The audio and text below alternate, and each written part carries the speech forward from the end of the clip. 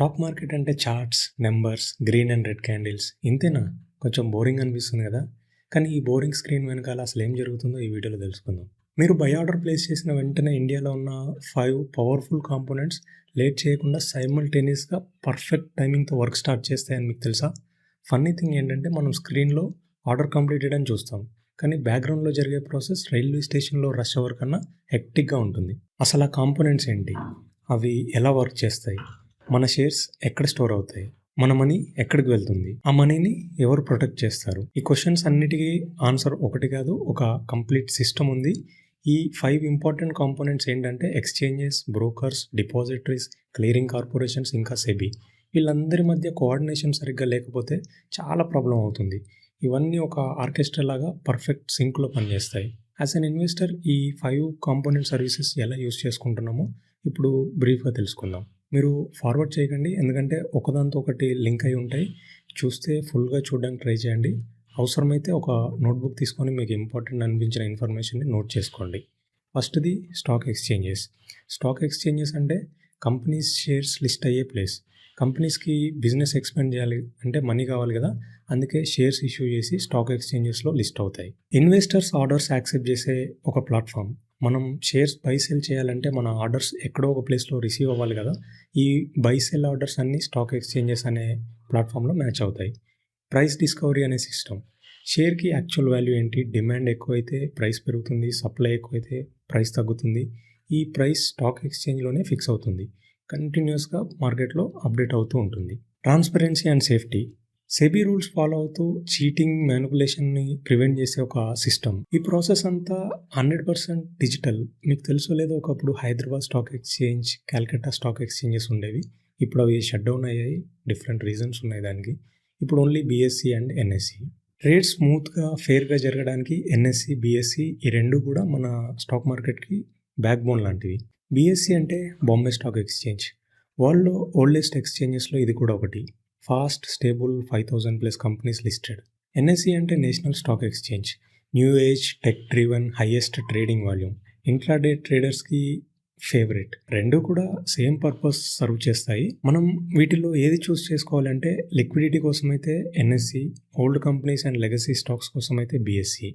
కొన్ని companies only బీఎస్ఈలోనే list అవుతాయి. చాలా వరకు కంపెనీస్ అయితే ఏం చేస్తాయంటే బోత్ ఎక్స్‌చేంజెస్‌లో లిస్ట్ అవుతాయి.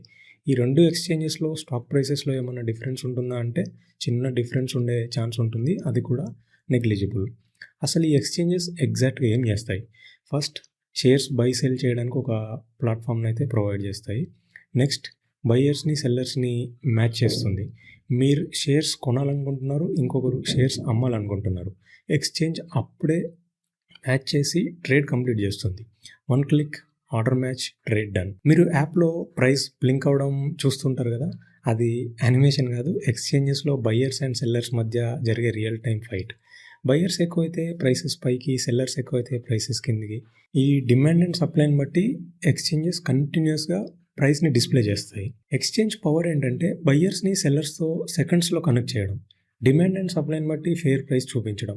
లక్షల ఆర్డర్స్‌ని సైమల్టేనియస్‌గా హ్యాండిల్ చేయడం. ఇదే స్టాక్ ఎక్స్‌చేంజ్ యొక్క రియల్ పవర్. థర్డ్‌ది fair and transparent trading. Stock ఎక్స్‌చేంజెస్‌లో అందరికీ same rules, same information, same టైంకి సేమ్ ప్రైస్.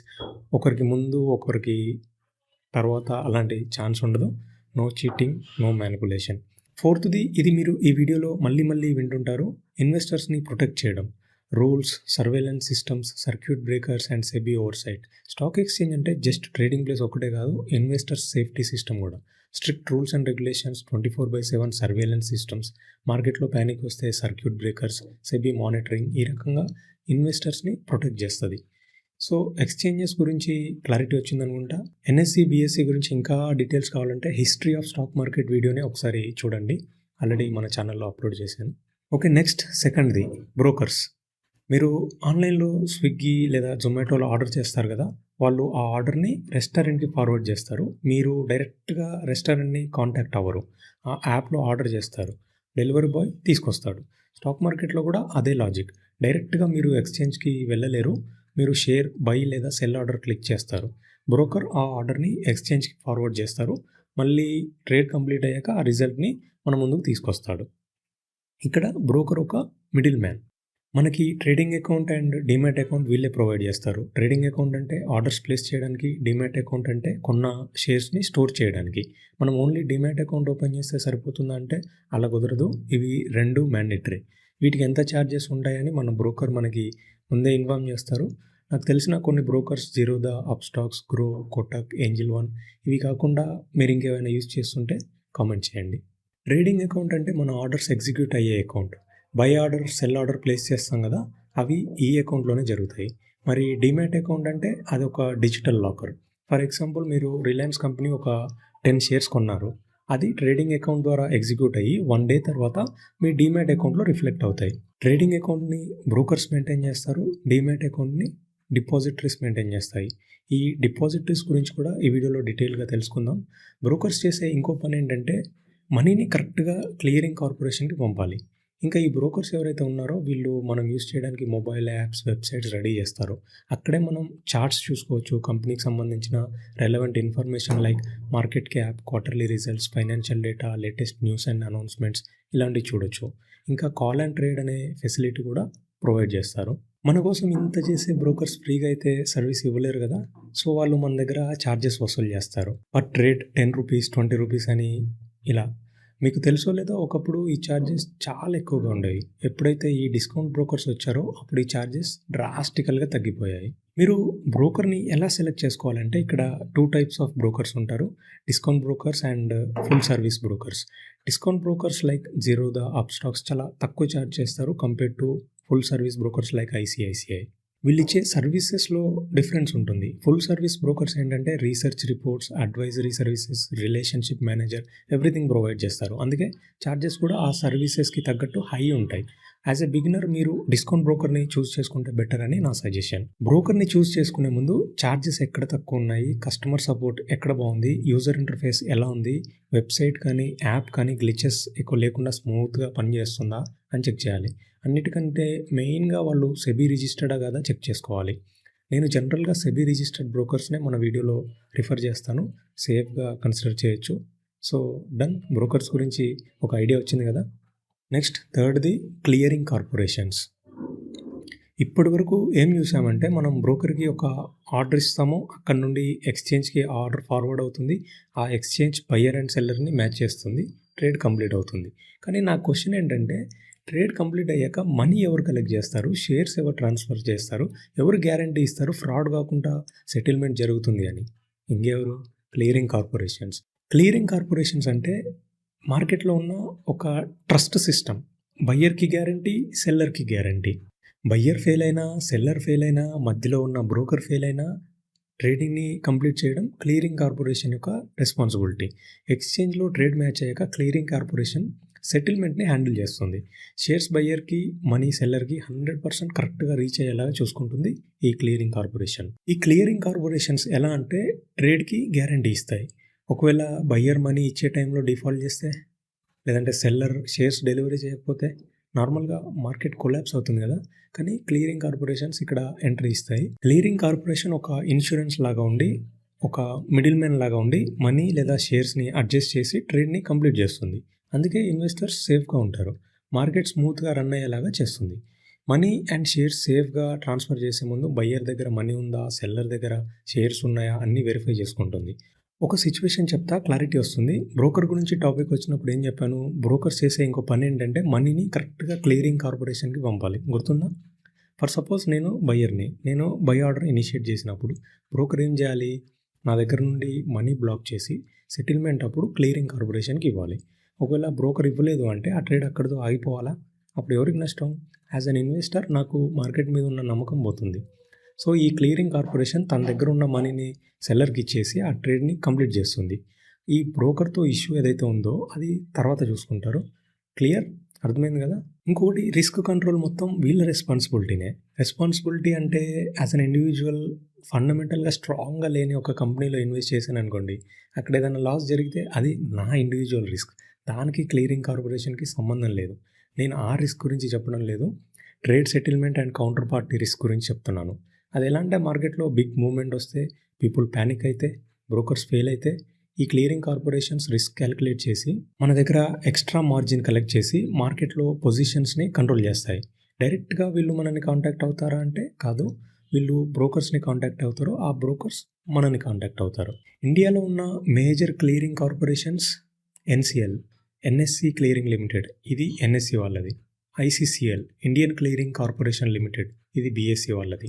కమోడిటీ మార్కెట్స్‌కి ఎంసీఎక్స్, సీసీఎల్ అండ్ ఎన్సీసీఎల్ ఇవి సెపరేట్‌గా ఉంటాయి. సో, క్లియరింగ్ కార్పొరేషన్ పార్ట్ కూడా క్లియర్. నెక్స్ట్ ఫోర్త్‌ది డిపాజిటరీస్. వీడియో స్టార్టింగ్‌లో ఒక డౌట్ రేస్ చేశా కదా! మన షేర్స్ ఎక్కడ స్టోర్ అవుతాయని. మీరు షేర్స్ కొన్నప్పుడు అవి ఎక్కడ స్టోర్ అయ్యి ఉంటాయి? ఒకప్పుడంటే పేపర్ ఫార్మాట్‌లో ఉండేవి. ఇప్పుడంతా డిజిటల్ కదా! ఆ డిజిటల్ స్టోరేజ్ సిస్టమే ఈ డిపాజిటరీస్. ఇండియాలో 2 డిపాజిటరీస్ ఉన్నాయి. అవి ఎన్ఎస్‌డిఎల్ అండ్ సీడీఎస్ఎల్. మీరు బ్యాంక్ లాకర్‌లో గోల్డ్ లేదా డాక్యుమెంట్స్ దాచుకుంటారు కదా! అలా మన షేర్స్ ఈ డిజిటల్ లాకర్‌లో స్టోర్ అయ్యి ఉంటాయన్నమాట. ఫర్ సపోజ్ నేను జిరోదా వాళ్ళతో demat and trading account open చేశాను అనుకుందాం. వాళ్ళ వెబ్‌సైట్‌లో గానీ, యాప్‌లో గానీ నేను కొన్న షేర్స్ కనిపిస్తాయి. యాక్చువల్‌గా షేర్స్ అనేవి ఆ బ్రోకర్ దగ్గర ఉండవు. ఈ డిపాజిటరీస్ దగ్గర ఉంటాయి. మన బ్రోకర్స్ ఈ 2 డిపాజిటరీస్‌లో ఏదో ఒక దాంతో టై అప్ అవుతారు. జనరల్‌గా మనం డిపాజిటరీస్‌ని చూజ్ చేసుకోవడానికి లేదు. మన బ్రోకర్స్ ఎవరైతే ఉంటారో వాళ్ళు టై అప్ అవుతారు. ఐదర్ సీడీఎస్ఎల్ లేదంటే ఎన్ఎస్‌డిఎల్. మేబీ ఈ మధ్య ఎవరైనా బ్రోకర్స్ ఆ ఆప్షన్ మనకి ఇస్తే ఇవ్వచ్చో నాకు ఐడియా లేదు. ఐదర్ ఎన్ఎస్‌డిఎల్, సీడీఎస్ఎల్ చూజ్ చేసుకునే ఆప్షన్. ఇవి 2 డిపాజిటరీస్ కూడా సేమ్ సర్వీస్ ప్రొవైడ్ చేస్తాయి. సెబీ వీటిని రెగ్యులేట్ చేస్తుంది. సో, మనం సేఫ్. బోనస్ పాయింట్ ఏంటంటే ఈ ఎన్ఎస్‌డిఎల్ అండ్ సీడీఎస్ఎల్ 2 కూడా లిస్టెడ్ కంపెనీసే. అసలు ఈ డిపాజిటరీస్ ఏం చేస్తాయి? ఫస్ట్‌ది మన షేర్స్‌ని డిజిటల్ ఫార్మాట్‌లో సేఫ్‌గా స్టోర్ చేస్తాయి. ట్యాంపర్ చేయలేరు, డూప్లికేట్ చేయలేరు, జీరో ఛాన్స్ ఆఫ్ లాస్. ఇది ఇప్పటిదాకా డిస్కస్ చేసాం. సెకండ్‌ది ట్రాన్స్‌ఫర్ అండ్ రిసీవ్ షేర్స్. మీరు బై చేసిన షేర్స్ మీ డిపాజిటరీ అకౌంట్‌లో యాడ్ అవుతాయి. మీరు సెల్ చేసిన షేర్స్ మీ అకౌంట్ నుండి డిడక్ట్ అవుతాయి. డిపాజిటరీ అంటే share movement control centre. Okay.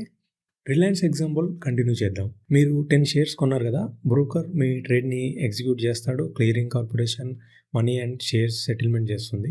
ఫైనల్‌గా షేర్స్ మీ డిపాజిటరీ సీడీఎస్ఎల్ లేదా ఎన్ఎస్‌డిఎల్ లాకర్‌లో పార్క్ అయిపోతాయి. మీరు సెల్ చేసినప్పుడు ఆ లాకర్ నుండి షేర్స్ రిలీజ్ అయ్యి బయ్యర్ లాకర్‌కి మూవ్ అవుతాయి. So, clear. థర్డ్‌ది డీమ్యాట్ అకౌంట్ మెయింటైన్ చేయడం. ఇందాక చెప్పాను కదా! డీమ్యాట్ అకౌంట్‌ని డిపాజిటరీస్‌తో మెయింటైన్ చేస్తారని. డీమ్యాట్ అకౌంట్ అంటే డిపాజిటరీస్‌లో ఓపెన్ చేసిన లాకర్. ఆ లాకర్ నెంబర్‌ని బ్రోకర్ యాప్‌లో యూజ్ చేస్తాం. బ్రోకర్ యాప్ అనేది జస్ట్ ఇంటర్ఫేస్ మాత్రమే. యాక్చువల్ స్టోరేజ్ అంటే ఈ depository. CDSL versus NSDL, NSC versus BSC. అసలు మన ఇండియన్ మార్కెట్‌లో ఏంటి? ఎందుకు ఇలా 2 ఉన్నాయి అని ఆలోచిస్తున్నారా? అంటే మోనోపోలీ ఉండాలని రూల్ ఏం లేదు కదా! ఇలా కాంపిటీటర్స్ ఉంటే మనకి బెటర్ సర్వీస్ ప్రొవైడ్ చేయడానికి ట్రై చేస్తారు. డన్. ఎన్ఎస్‌డిఎల్ అనేది oldest depository. Mostly NSC side connect అవుతుంది. లార్జ్ ఇన్‌స్టిట్యూషన్స్ యూజ్ చేస్తాయి. సీడీఎస్ఎల్ అనేది big retail user base. Simple systems, discount brokers like Zerodha, Groww వాళ్ళు మాక్సిమం సీడీఎస్ఎల్‌నే యూజ్ చేస్తారు. అది వాళ్ళ చాయిస్. మీ డీమ్యాట్ అకౌంట్ ఎక్కడ ఓపెన్ చేస్తారో దాన్ని బట్టి మీ డిపాజిటరీ ఎన్ఎస్‌డిఎల్‌లా, సీడీఎస్ఎల్‌లా అని డిసైడ్ అవుతుంది. ఇక్కడి వరకు క్లియర్ కదా! Last and final one SEBI, securities and exchange board of India. ఇది ఫైనాన్స్ మినిస్ట్రీ అండర్‌లో పనిచేస్తుంది. సింపుల్‌గా చెప్పాలంటే ఇండియన్ స్టాక్ మార్కెట్‌కి సుప్రీం గార్డియన్. సెబీ ఏం చేస్తుంది? Investors education and protection. మీరు ఇన్వెస్ట్ చేసిన మనీ సేఫ్‌గా ఉండాలి కదా! అది SEBI first priority. Fraud companies, misleading ads, ఎవడు పడితే వాడు సోషల్ మీడియాలోకి వచ్చి మీ మనీ డబుల్ అవుతుంది, గ్యారంటీడ్ రిటర్న్స్, టిప్స్ ఇస్తా అని మోసం చేయడం, ఇవన్నీ సెబీ దగ్గర డైరెక్ట్ క్రైమ్. కొన్ని టెలిగ్రామ్ గ్రూప్స్ ఉంటాయి. మీరు 500 కట్టి జాయిన్ అవ్వండి. 1 మంత్ వరకు మేము సజెషన్స్ ఇస్తామంటారు. మీరు పొరపాటున కూడా ఇలాంటి వాటికి అట్రాక్ట్ అవ్వకండి. చాలా పెద్ద స్కామ్ ఇది. నేనైతే ఇలాంటి టిప్స్ ఇవ్వను. నాలెడ్జ్ కావాలి, స్టాక్ మార్కెట్ గురించి నేర్చుకోవాలి అనుకుంటేనే మన ఛానల్‌ని ఫాలో అవ్వండి.